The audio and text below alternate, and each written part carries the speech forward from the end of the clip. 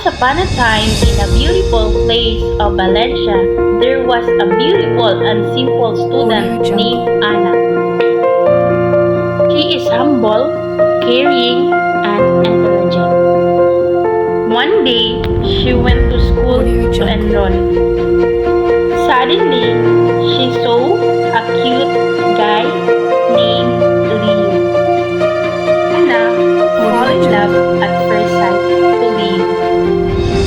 That started Anna and Leo became close friends because they are classmates. Anna really wanted to impress Leo.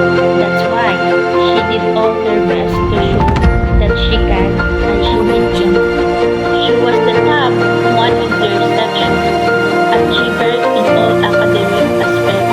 Not only that, but she was running for school valedictorian, so she used love and her inspiration to be good in all aspects.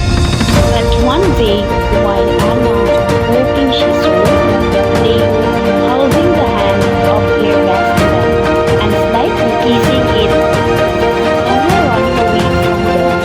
While Anna ran, Leo noticed that Anna don't even look at them, and she running while her tongue sped to him.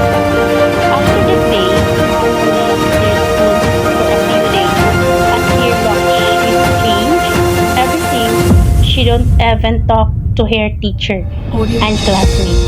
She want to be alone. Feel that she lost everything to the point that she attempt suicide.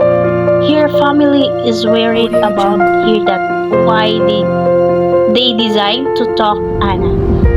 Anna told everything, and her family made her realize that his life is full of problems and what her experience is still part of her growing processes.